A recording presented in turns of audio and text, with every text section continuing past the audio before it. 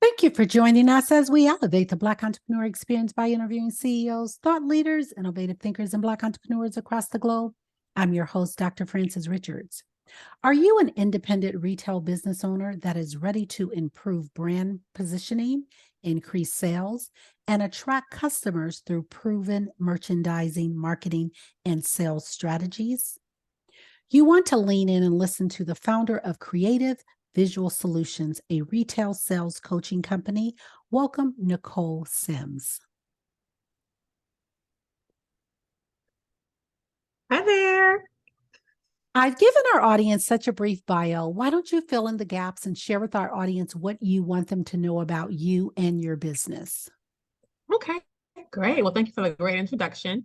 Well, basically, I help independent retail owners and fashion brands. So if you have a retail business and you're either online or brick and mortar, I really do a lot of sales and marketing strategies to get you to the next level in your business. So a lot of times we are in these businesses and we're in the midst of them, in the thick of them, and we're hitting walls or we're getting to certain levels of success, but we're not getting any further. And you don't know why. You're having good success, you have a good customer base, you're doing sales, but you can't seem to grow. That's where I come in. I give you the strategies. I'm looking from the outside in, using my 35 years of experience. I've been in the retail industry for 35 years. So I know how to run a retail business. I know all the ins and outs of a retail business, whether it being brick and mortar online. And I give you those strategies to really help you go past the next level to what you've been doing so far. So a lot of it has to do with how are you marketing yourself? How are you messaging to your customers? How does your website look? How does your store look? How is your visual merchandising? How are your sales tactics? All those things like that, because you could be having one level of success, but there's ways to do things to improve to get you to the next level. And that's where I come in. Tell us your backstory. How did you get into retail sales and why? Oh, I've been in retail since, like I said, 35 years since I was 16. So that's something that I've wanted to do for a very long time. I actually went to school at Purdue University and have a degree, and actually this degree in retailing. Like there was a degree in retailing. But you have a degree in retail? I'm like, yes, I do. I have a BA in science, bachelor of science degree in retailing. So retail is in my blood. So it's something that I liked when I was young and went to I was a sales associate. I just loved the fact of selling. I love the fact of being fashion. You can have impact on people's lives that way. And then I just started doing more research on it, and then I ended up going to Purdue, which has one of the top retail schools in the country. And I have realized what a great career it could be because there's so many different paths you can do. And so I wanted to be a buyer at first, and that sounds so glamorous, right? I want to be a buyer, but buyers are never home. Buyers are always on the road, and all they do is crunch numbers. So you see them in the fashion shows and all, the high-end fashion shows are great, which is a great perk of the job, but then they're going home or going to the office and crunching numbers for 4 weeks. So it's not really what I really wanted to do. So I wanted to get more in the trenches. And so I ended up going into management, retail management with numerous brands like Ann Taylor and Express and The Gap. And then I've gone from there, just growing my business, growing my acumen to the retail industry. And the one thing that I started to do that I loved was visual merchandising. And that became my career trajectory where I love the fact I was talented. You could be creative. And when you really visually merchandise a store and your sales increase because of what you did, it's a great feeling. So understanding that marketing has more to do than emails and social media, with your visual merchandising can really impact just your bottom line. And I just fell in love with that. And that's kind of where I've grown my career from there. So a lot of my strategies, a lot of the things that I do with my clients, I do based on that, based on your visuals, based on the visual aspect of your business, and they go from there. What is something that we as consumers we don't know about the retail industry that we should? So much. um, that's a lot. It's hard work. That is hard work. And that those people you see that ringing up your dress at Ann Taylor or at the supermarket ringing up your groceries is a lot that goes before you even walk in the door, a lot that goes into it. And there's a lot of planning in retail. There's a lot of things that you don't see where you may be at the store at 10 o'clock, we've been there since 7. And we're doing things in the store to really create an atmosphere for you, getting apparel out, training our staff, doing price marks, looking at our business, and it actually is run like a business. So from the DM all down, there's a lot that goes into it before you even walk into the door. So to appreciate the fact that when a person's ringing you up, 50 steps happen before you walk into that building. So that's the biggest thing I think a lot of people don't understand is it takes a lot of planning, it takes a lot of teamwork, a lot of organization to just run a simple retail store. To your ideal client, and who is your ideal client? My ideal client is an independent retail owner who wants to scale to the next level, 6 figures and above, who hasn't had some success, but again, has reached that plateau and really wants to invest in having someone help them get to that next level. And they're willing to invest and they're understanding that they need that help. They need that different perspective. They need that professional perspective that someone who's been there before and done it before to get them where they want to be. And someone's willing to do the work and who's teachable and someone who's creative and understands that things can be outside the box and willing to run with that. There are so many brands and businesses that are dominating. Talk about a brand or business that's dominating that you admire and why. Well, that's real easy. Savage Fenty X from Rihanna. That is my favorite retail brand out there, which is the Fenty line and the Savage X, which are both two. If you're not familiar, Fenty is her makeup line. Savage X is her lingerie clothing line. And I love what she's doing.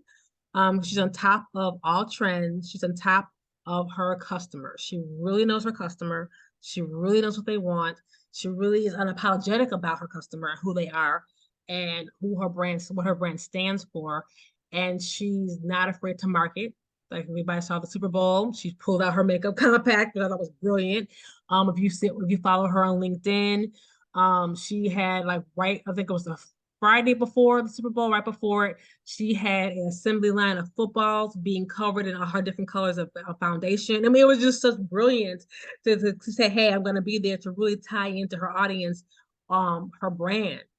And because of that Super Bowl performance, I don't know if you know the stat, but her research Google search went up 800% just for the Fenty line. Like, what's Fenty? I want to know more about it, worldwide. So I really admire her. And also what I like about her brand is that she's made $1 billion online. And so everybody's talking about how e-commerce is taking over the brick and mortar space and e-commerce is the future, which it is. It's part of it.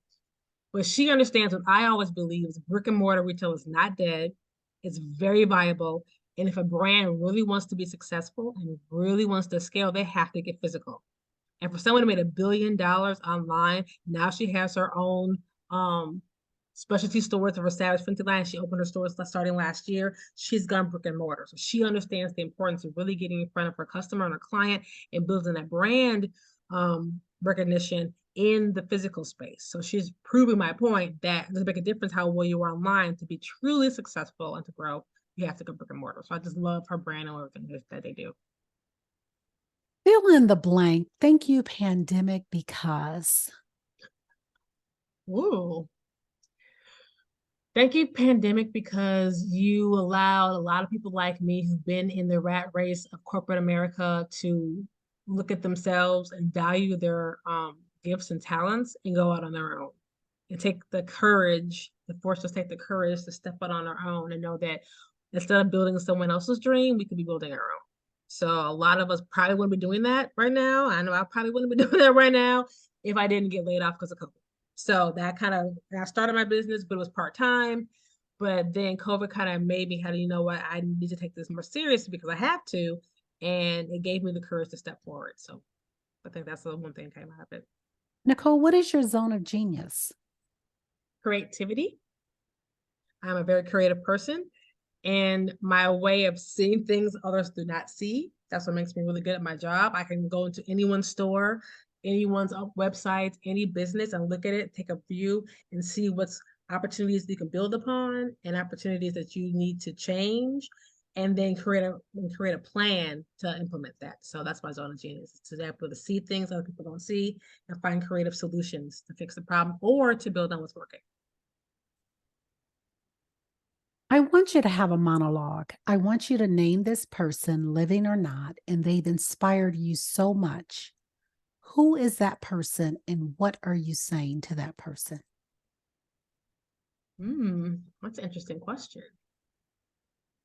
I'll just keep it in the business realm. And the person who's admired me, one of the most has been Tyler Perry.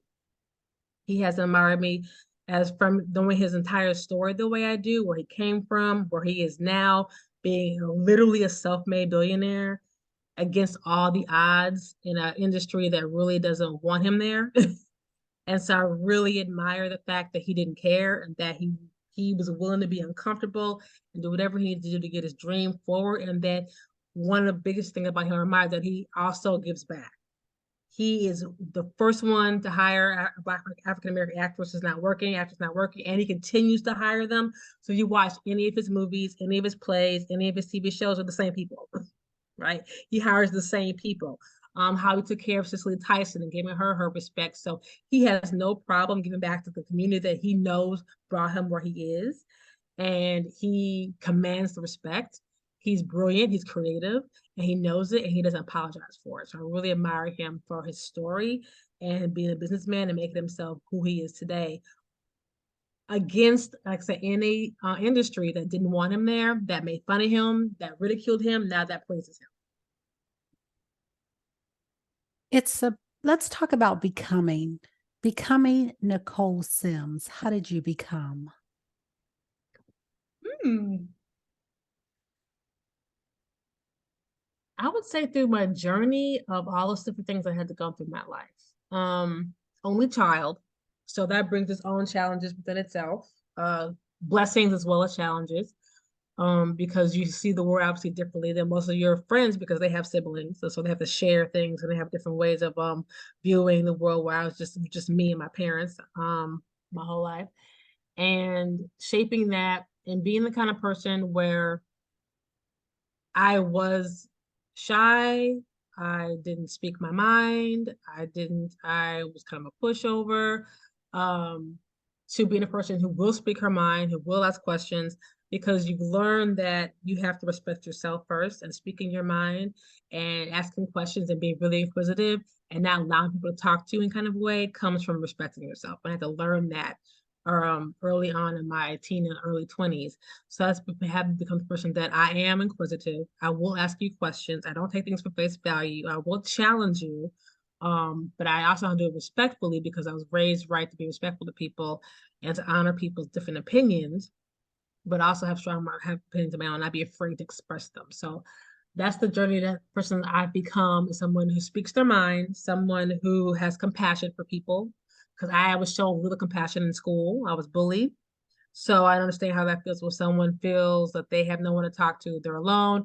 I make out my way to we're like, when we're at the 1 million Black women's orientation. And I saw people who are by themselves. I made sure I said, "Hey, how you doing? Hey, what do you think about the assignment?" So because there's somebody no one's talking to them, and I make sure that I did. I know how that feels. And the face lights up and they talk to you and you meet new people that way. But I know how it feels when people don't acknowledge you. How it can be very cliquish sometimes, just naturally. And I dealt with that. And so I become the person that I'll seek you out, I'll talk to you, and I'll make sure that I speak. So that's been the journey of my person to respect other people, but I will speak my mind and deserve respect myself. You talked about the 1 million Black women, which is the Goldman Sachs program, Black in Business. Talk about what that means to you.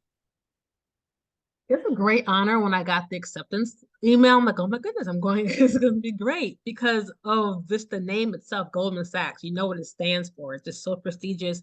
And they know about business and they know about entrepreneurship. And the fact that they saw something in me and my business just really made me feel, good and seen. And what we're learning in these classes is amazing. And it's really showing you, what it really means to be a business owner because I've been through coaching programs. I'm in a coaching program right now, and they've been good, but they never really taught me how to run a business. They teach you how to run, you get better at skill, how to sell, how to do a webinar, how to do all these things to bring you money and revenue. But they don't teach you, okay, now you have this money revenue. Now, how do you do it to keep sustainable and to scale? they don't teach you that stuff, so they teach you these great skills, but what Goldman Sachs program is doing on Black in Business is teaching us how to be business owners and how to actually run our businesses so we can either sell it or can be, like they say, becoming a founder to a CEO. I thought being a founder was great. Like, no, you want to be a CEO because you want to have this thing. I'm like, oh, I've never been told that. I've been told that you want a founder or CEO kind of interchangeable, really, but they're not. So this giving us a different mindset and seeing that they understand that the Black female entrepreneur, especially the solo entrepreneur like I am, needs a little bit more guidance, a little bit more help, and a little more help because we are doing this by ourselves. And it's special because a lot of people are our counterparts in different, cultures. They get that help and it's just there for them to the taking while we have to scrap, find, and really claw for it. So I really am honored to be here and really am excited to be here, and I'm learning a lot. Thank you for that.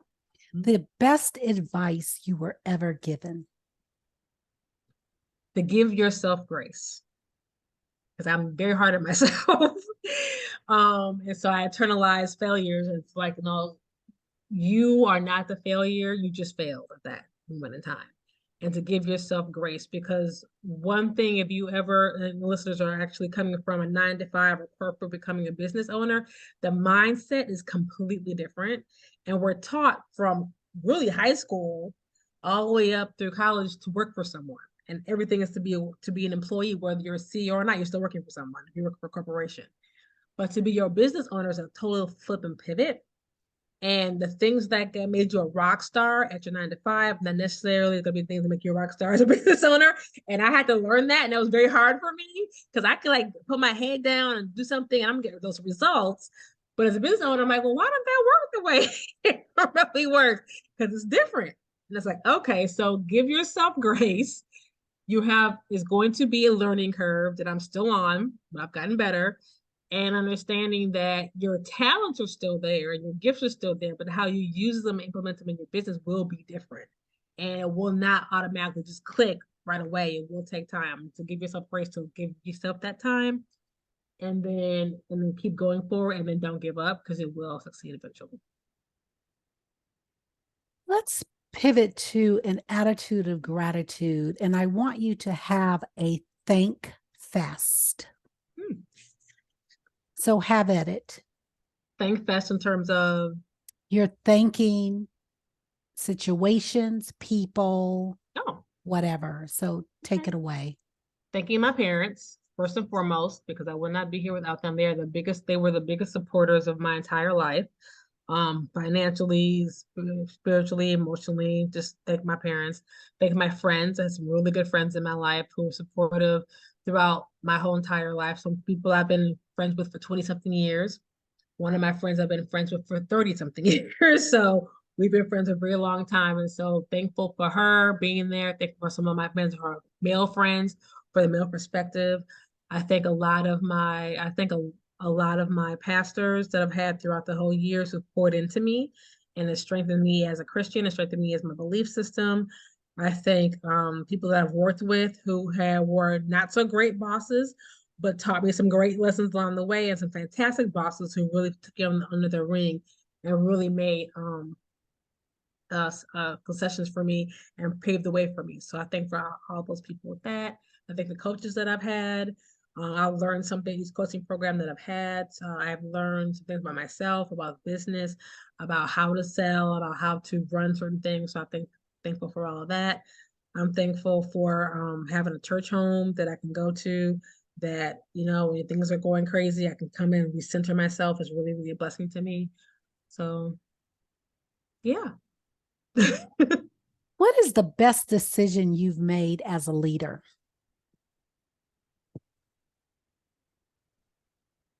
In general or specific? However you interpret the question. Well, I would say the best decision I made as a leader is to be one who strives for communication and leads by example. So I will not tell someone to work under me or works for me that's something that I'm not willing to do. And I've shown that. And I've gained the respect of people through all walks of life and all walks of my career for that, and that I respect communication. I don't just accuse, I ask questions. And that's where that inquisitive part of my nature really kicks in, because you have to ask questions to find out how other people are thinking, feeling, and why they did something before you react. And so I pride myself on doing that. And so as a leader, I become the person people can talk to no matter where I am, no matter what I've done, no matter what I've worked for, what my clients or anyone, they know they can come and talk to me because I'm going to be fair, and I'm going to be open, I'm going to be honest, and I'm going to listen. And that I am willing to get my hands dirty and really put in the work. Speaking of legacy, when it's all said and done, how do you want to be remembered? As a loving daughter, a really, really great friend, and a business owner that carved her way and changed the face and the look of retail and the industry. Because not a lot of people who look like me in the industry. There are some, but not a lot. But I want to be someone to say she changed the face of it, and then she changed the way for the better and left a mark on the industry for the good.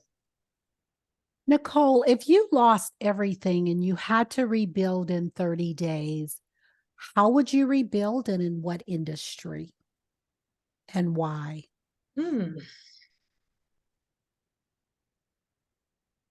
that's a good question. I've never thought about that. I will probably rebuild in the same industry, but a little different, more on the training side of it. Probably doing more courses and classes and training. Still helping independent retail owners, helping business owners, because that's what I love and that's what I like to do. That's what I'm good at. So that's like a low-hanging fruit for me. But I'll probably do more of the training side and do more courses to be more of an educator that way. What is your biggest takeaway from our conversation today? What do you want the audience to leave with? Um, Two things. One about entrepreneurship and being a business owner is going to be challenging, but it's doable and possible if you have the passion for it, and to really hone in on your gifts and not what people are telling you to do, but what you know you can do, what you want to do, and that fills you with passion. Because at the end of the day, if you don't have the why, if your why isn't what's driving you, you're going to quit, because that's what's really going to drive you to success. And that I am an expert in the retail industry, and that I can help people with their businesses, and that I am that go-to for success and growth for an independent retailer. Self care, we have heard, is physical, mental, spiritual, and emotional. Which one is speaking to you today? Spiritual, and then physical, because you have to give yourself rest, because without rest, you're going to burn out. But without prayer and without my relationship with God, I don't think I will be, the rest won't do anything, because my mind will be wrong, and then my spirit will be wrong, and everything will be wrong. But when that's in alignment with everything else takes care of itself. And that gives you self-care, because you're at peace and you can't put a value on peace. What problem exists in the world today that you'd like to solve? Oh, there's so many. um, my biggest one is, well, I have two big problems, if I can do that. Because two that ones we have. First is homelessness. Being here in California, it's very, very rampant. But not just like getting people off the streets, but getting people off the streets in a way of respect and dignity, and having beautiful low cost housing for these people, as well as mental care and skill sets. And then next thing is equality of opportunity, when it comes to finances, and when it comes to the arts. There's a lot of talented people out here in these streets, a lot of talented people in the African American community that just don't have the funding to go to a Juilliard, or have the funding to go to a W. Allen school, or have the funding to do these things. And so that's hindering us from seeing their gift. And so I would love to solve the problem where I have the money, or Foundation has the money, someone has the money. And if you have the talent and the drive, you can live out your dream, instead of saying, well, I have to do this because I can't afford to go where I really want to do. And I think that's happens in our community more than not. And I'll love to eradicate that. What feeds your soul? The word, prayer, and laughter. What breaks your heart? Inequality, uh, racism, and hatred. What can we do right now to support creative visual solutions? Oh, well, you can go to my website and check out everything there, which is Nichole Simms, the boutique expert.com. And to check out me there, or you can reach out to me and say hello at IG at Creatives Solutions. That's Creatives with an S Solutions, and DM me and say hello, or and pick up either get on my email list and we can connect further that way. How do you impact people's lives daily? Encouragement. I'm a natural encourager, so I encourage people that I see, perfect strangers. I encourage my friends, reach out with a text message, say how you doing, just check on people, just to encourage people. Because sometimes you don't know when someone just needs a smile, someone just say a nice kind word to them, so they can like, you know what people are going through. And so I like to encourage people. I get compliments. I love to do that. Somebody with a great outfit on, shoes, hair, whatever. I want to make sure, hey, I see you, and to make their day. What is the biggest obstacle you have overcome? Mm. There's been a lot of those. Um,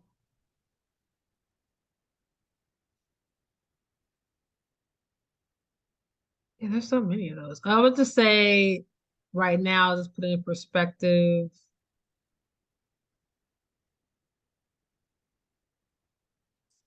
Sometime at a point in my life where I didn't have the support that I needed.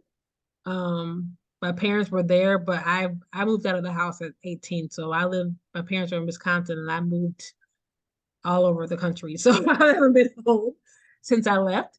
So, I mean, I've been home visiting, but I haven't lived there since I left. So sometimes your parents just can't be for you. And then when you need support, when you're living 5,000 miles away or 300 miles away, and is having to still have a problem be solved and have something take care of something, or your friends weren't there for you, your roommates weren't there for you, and you really had to come up for, it on just between you and God. I had to do that. So that's the biggest obstacle that I had to overcome is just when I didn't have support, but I still needed to get something done and digging deep and just finding a way. And what do you need right now that you don't have to move the needle forward?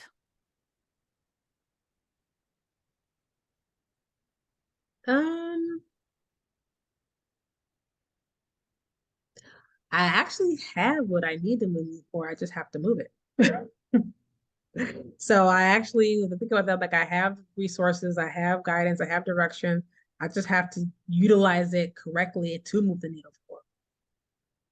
Looking forward, where do you hope your business will be in the next year? The next year, definitely over six figures and with a membership that really allows a hub for a lot of retail owners to come in and get guidance, training, and coaching together. So let's take a snapshot over the last 30 days. What was your biggest win? I'll go more with the financials, or the business where my clients that I have in my retail VA program, we have gotten her from really great results for the past month, and her excitement and appreciation of seeing those numbers and appreciating what I'm doing and just like the correspondence and just feeling really good about, oh my God, thank you so much for what's going on in my business, because it was just staying stagnant and she knew that she needed some help with it. But sometimes she also does another job full time. And so her retail business on the side. And so to see the possibilities of it and to help her get to the next level has been really, really rewarding because she's just very excited about that these numbers are possible because she didn't think they were or be. And how do you celebrate your wins? Chocolate. I love chocolate. And pampering myself, spending time in nature, things like that, things that I don't get to do on a very often. So, but when I do have a win, I do celebrate with something sweet. I love sweets, so that's one thing I do. And then I do either something in nature or pamper myself with something that is just for me, like either with the nails done or something like that. It's really nice for myself. Talk about mental wellness and entrepreneurship. They go hand in hand because this journey is crazy and it can be really nuts and really lonely, really polarizing. And you have to get your mind right. And if your mind is not right, it can drag you down and make things worse and make you kind of like get into a hole. So your mental wellness has to be clear, has to be strong. You have to get help. You have to talk to some people. You have to make sure that you're, even if like your solopreneurs were doing it alone, but we can't be alone. You have to get in a group, or you have to talk to a friend, have some kind of accountability partner. I have two now to make sure that you're staying on track, because if you don't get that, you're going to just get into a really deep, dark hole. It's going to get any better for you. So really getting your mind right, really getting the help that you need to get out of the cloud and be clear and focused will really help you become a better entrepreneur. Nichole, if you conducted this interview, what is the one question you would have asked yourself? I want you to ask the question and answer it.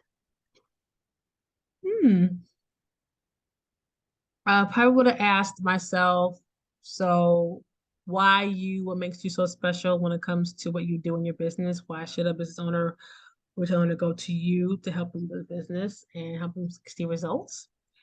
And then I would say, because of my decades of experience, my attention to detail, my ability to train and coach anyone, and my passion for the industry, and that I can really take a snapshot of your business and really give you the insider tools and tips that you need to turn things around and to build. What book would you recommend and why? There's a couple of those. Believe Bigger. I would recommend that. I'm gonna get the actual author. Believe Bigger, because it goes through the author's journey of, on the outside, she was a very successful lawyer, thinking she had it all together, but on the inside, she was not. And she had a tendency to have very bad relationships, and how God had taken her through a whole bunch of different things to get to where she is now. And the fact that her biggest challenge was to believe bigger for her life and for herself to get to the next level in her life.